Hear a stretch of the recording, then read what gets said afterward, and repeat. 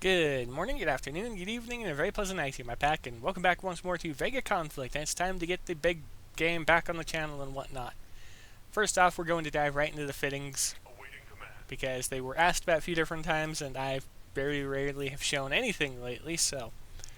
First off, unupgraded Dreadnought, because I don't like the fact they put it in the store. It's just, they're making the grind more and more difficult, or more and more unnecessary, and it's not going to get better, sadly, especially with their new event style. But that'll be a video for tomorrow or possibly later today.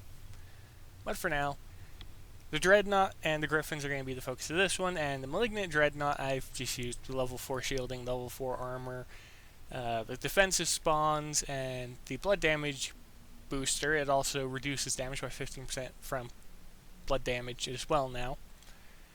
And then 3 of the... what is the name of the beam real quick? I think it's the Pyre?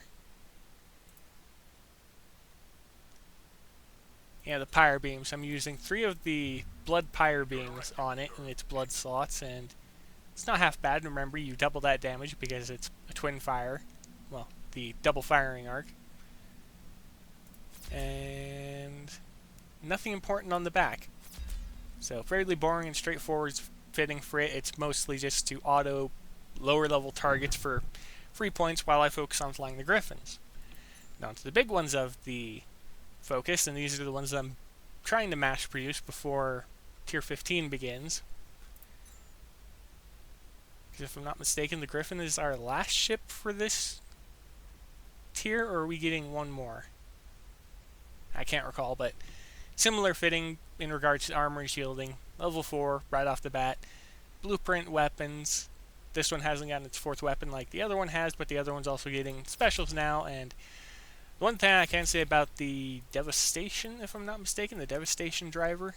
Yeah, Devastation driver.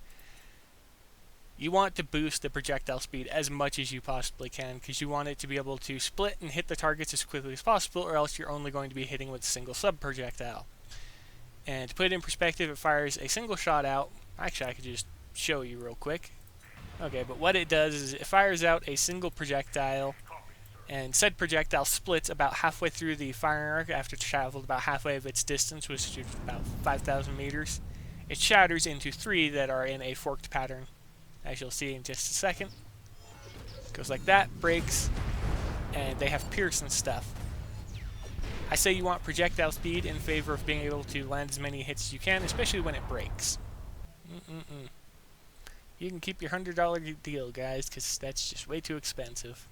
But yeah, that's all the Devastation driver does, and what I was referring to is you want to be able to achieve the maximum speed possible, which, if I'm not mistaken, is, let's see here, 1,350 from 3,750 from, what's his name? Colin? Yeah, Colin. And then another 1,890 from the researchable special. I forget its name. It's Iridium Magnets? I think that's it. It's one that increases projectile speed. Yes, I'm going to take a refresher of the game more or less because I need it at this point. But it's especially important for this one due to its projectile speed. It takes about a second to travel its thing. But you use Colin, you get it upwards of 7,500, not taking into account the smaller number. Then the 1,890 you get from Iridium Magnets. Mix that with... what is the other special? It's not special. Give me a second, I need to... is that one it? No.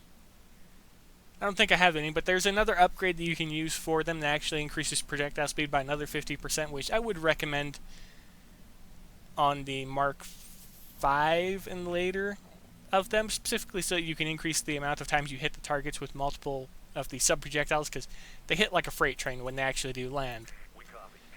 Because it splits off into 3 for each and every sub-projectile, and each one has pierce, so if you can more or less lead a target and group the enemy up so it can shatter and then punch through them all, you're going to be doing extremely well, because you're going to be landing possibly all 3 rounds on the target when it breaks. And I'll put it this way. Let's go back in here for a second.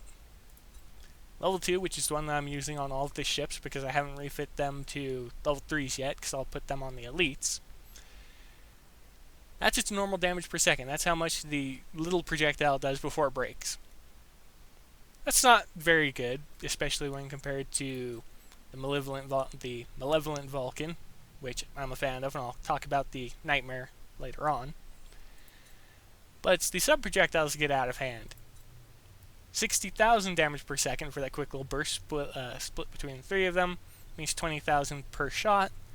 But then you also have to account the reload time and how high that damage value is. So, yeah, it's very good at clearing targets as long as you can more or less land hits reliably. And if you can land 2 out of the 3 hits, you're doing very well, as I've come to find out. But that is it for the fittings. And no, there is no specials on this one, and the other one that I have, which is actually being refitted if I'm not mistaken. Yeah, it'll have an additional one, and I'll start going to the level 3s later on, but it's getting the iridium magnets and phased? I'm going to have to find out real quick. Okay, there it is. So it is using iridium magnets 5, and it will be using phased projectiles 5. So I was right about it being iridium magnets. Happy I haven't forgotten that one's name. But yeah, using that one to boost weapon speed, boosting weapon speed further with that one. And oh, I actually know how I can view the other special. The event is still alive. Yeah, okay, where... That one? Yeah, this is the other one I was referring to. I'll be switching over to this one after I get the level 3 weapons equipped onto a number of my ships, because I won't have to worry about the damage boost against the quantum enforcers, because you'll already be going to a bigger weapon, so I'll be doing more damage anyways, and higher mark upgrades for the Gryphon do more damage per second anyways. But again, all in favor of landing as many shots as possible with extremely high projectile speed, and at this point you'll be having a 100% increase in projectile speed. And what that means is you'll go from 2,500 to 5,000, 6,980, and then you'll be going to 10,500, you'd be going 12,400 and something. She shouldn't be having any issues landing at least 2 of the sub-projectiles with every single shot fired with those kinds of speeds.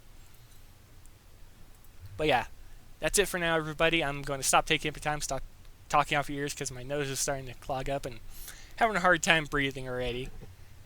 But this is the return to Vega, and we'll be making the next video soon, and I will decide if I want to cover the nightmares, or if I want to talk about the event changes that are coming up. But for now, that's going to be it for now, everybody. Be safe out there, happy hunting, and as always, I'll see you later.